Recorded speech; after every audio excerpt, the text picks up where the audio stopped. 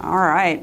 First full week of seeing bills on the Senate floor, so it was a jam-packed week. I think we saw, a few bills that were helpful, but our big caucus concern is around: are we actually solving the biggest problems that our state is facing? And I was proud of some of the bipartisan measures that our caucus brought forward, but I'm always trying to analyze what's happening on the agenda, and are we actually seeing the things that are important for solutions for the people of Oklahoma?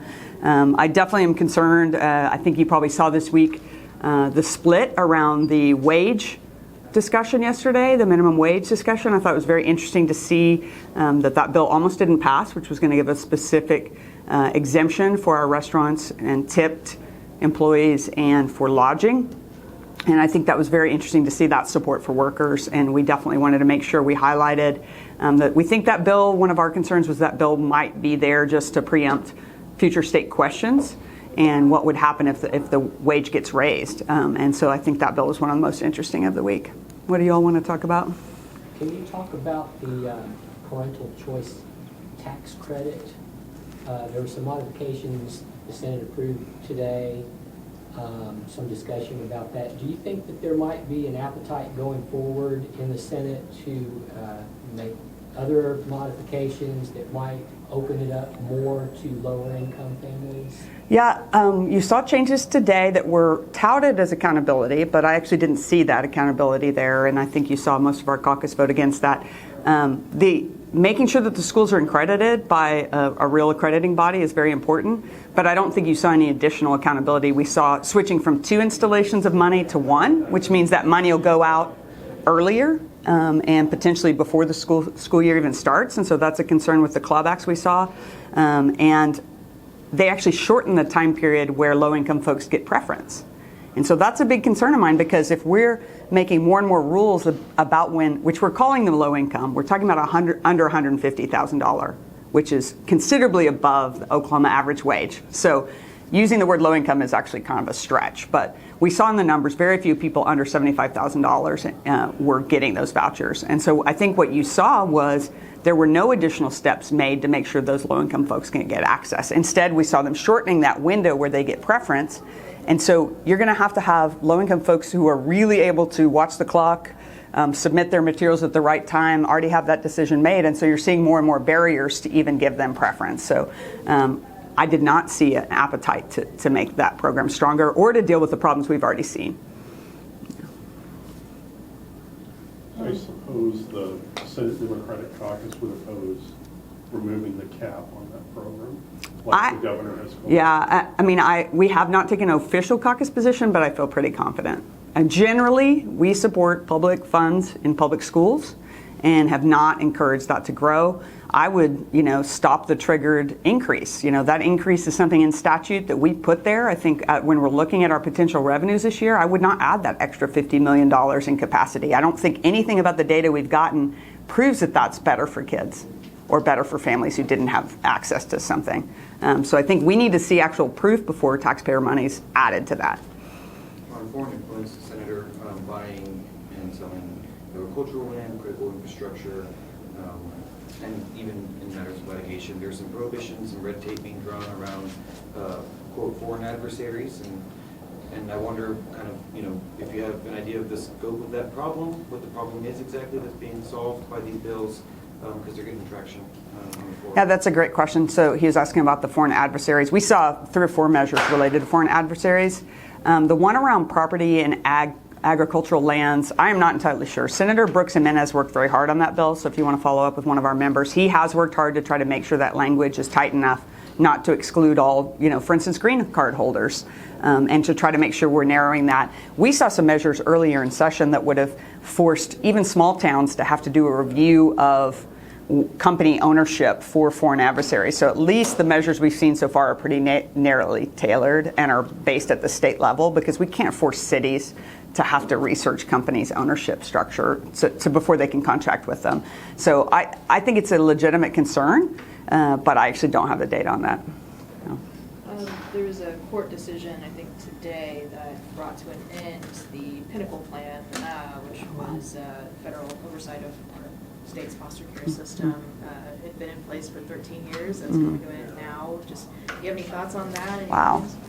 You always bring something I haven't read today. I haven't been on Twitter enough. Sorry.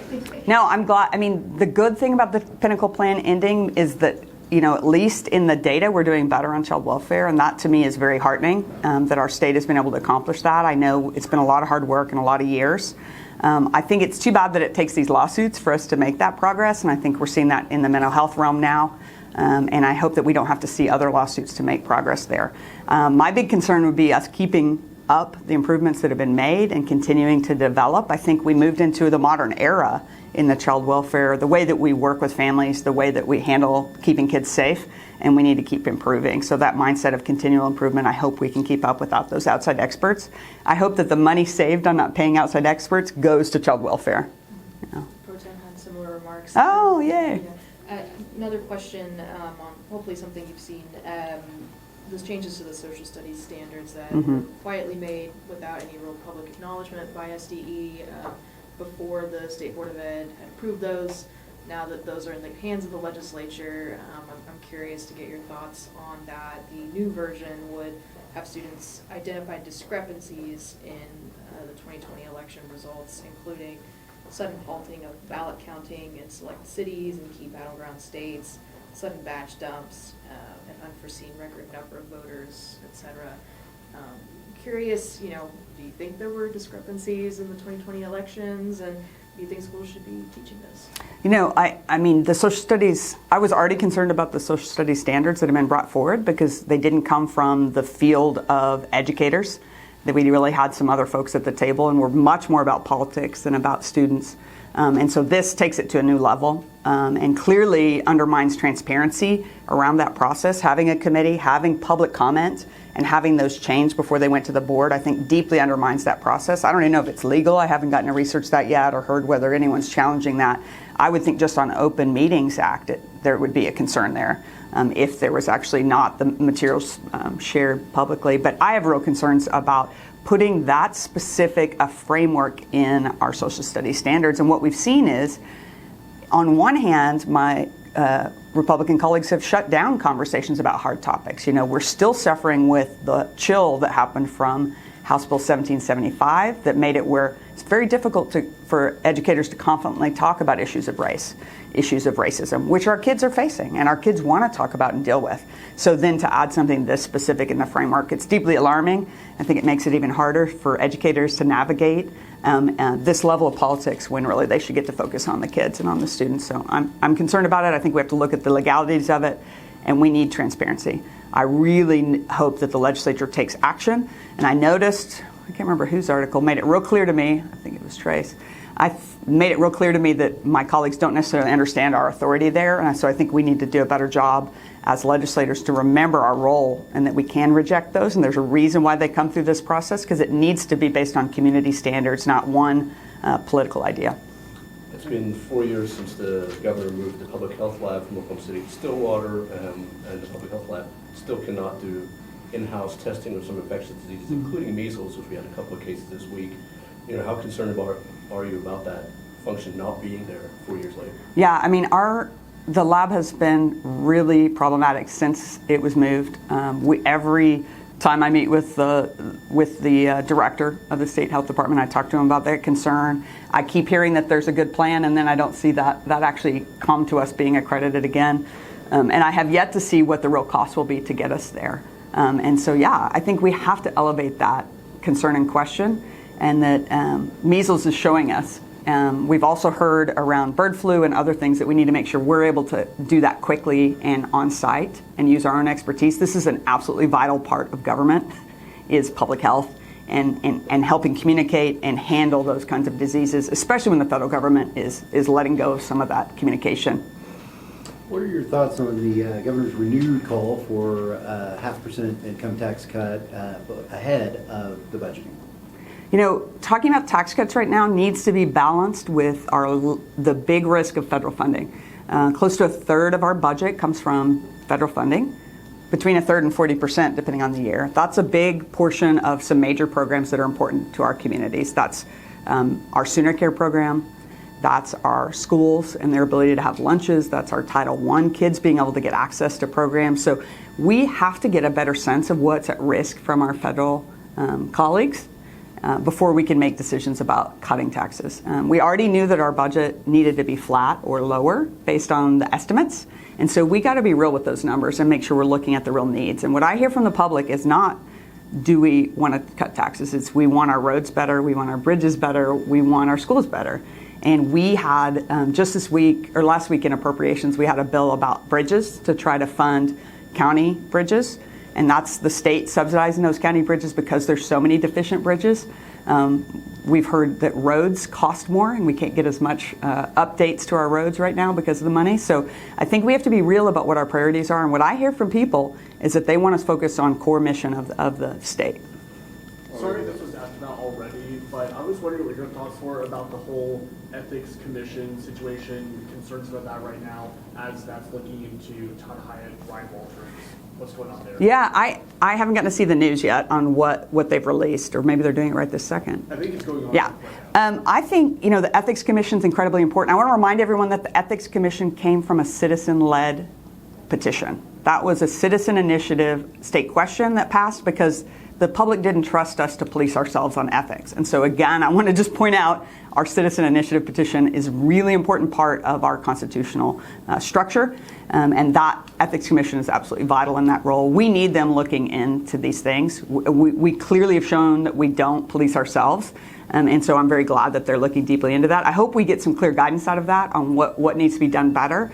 And I'm glad we did actually finally bump up their budget a little bit so they have enough people on staff to do investigations, because for a while they didn't have enough people to follow up on investigations. And do you share concerns that maybe the Ethics Commission itself has kind of lost its way and maybe needs another look, On what their mission is? Right. I mean, I think the Ethics Commission is doing the best they can to cover the number of state officers and elected positions that they have to monitor is very high, and we've never given them adequate resources to really encourage that transparency for the public. We just passed a bill about municipal elections and making sure that the Ethics Commission is receiving municipal and county ethics reports. So you can imagine they're going to have even bigger volume of people to answer technical assistance questions to, but also investigations if there's complaints or problems. So I think we have to make sure we have the right resources in Ethics Commission. I'm not concerned about them being off mission.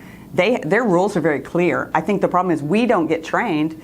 Elected officials are not required to get trained on the ethics or conflicts of interest. That's all voluntary on our part. And what we see is people not knowing those laws and what those rules are around us holding an office, and we cannot use public resources for political gain. We can't. That is our job. Do you have thoughts about, or can you clarify your position on, if that law report looked at a lot of things that predated the current director, the current administration of the Ethics Commission? I was in that hearing for a little bit. Did you come out of that feeling like, okay, the new director's trying to address a lot of that, or do you still have concerns that some of those things are still problematic in the current? I'm not concerned that they're off track. I think that the board structure gives them an independence that's really important. And I think if the legislature's happy with the Ethics Commission, then they're probably not doing their job. Because fundamentally, they should make us uncomfortable. They should make us watch what we're doing and do the right thing. And so to me, a lot of the concerns I've heard are generally about what happens when you have a good ethics role, is that you're going to feel a little uncomfortable because we're reminded, oh wait, we shouldn't be doing that, or we've got to think that power structure through.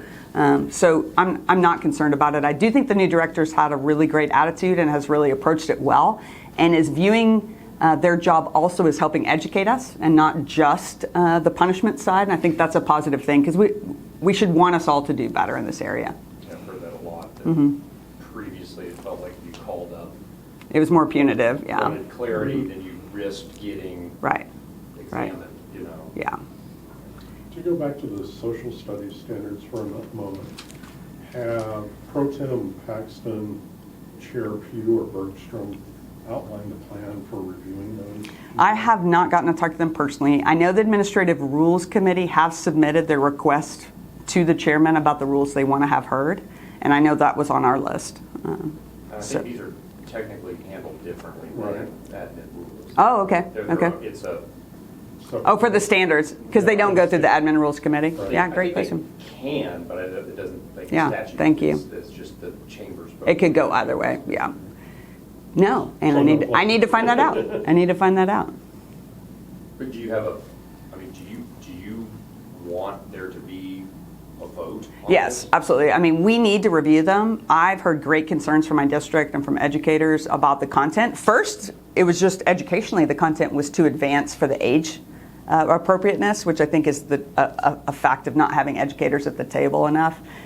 You can't teach third graders super complex concepts about some of the things they were trying to teach. But then now with these super political editions, I think we have to air it out. And yeah, I would hope we reject them and make them rewrite them. Based on what I've read, it does not seem like they're good for the public, and that I sure don't want textbooks printed with that content. Government efficiency and the governor's Doge OK yesterday launched a website showing $1.2 million of savings so far based on their efforts, including automating the lawn mowing process here at the Capitol. Your thoughts, your reaction to that level of savings, the efforts, and kind of where it's going? I mean, I think we have to look at core functions and know that we could save money in a lot of ways. Tightening our belts is not a policy. That's not building a state that's going to be better for the public. And I think what you look at is we could save a whole lot of money very quickly by investing in preventative mental health, by investing in helping seniors and people with disabilities stay in their homes and with their communities rather than paying for long-term care. Those are the types of savings we need to consider because those are ongoing savings. Cutting a copier budget for the year is not going to get us to the kind of state we want to be. We need to be cutting the costs on a crisis and actually paying on prevention. So I admit I'm skeptical about those numbers, and I don't think we're going to get to very big numbers based on that. However, did you hear that I passed the first Doge bill out of the Senate this year? I passed a bill to close a former venture capital program that the state had that hasn't been able to do investments since 2012. We had still not shut it down. We were still paying an investment advisor to run it. So I ran something that saved us $250,000 this week, just so you I know. want to talk to you about. It's interesting.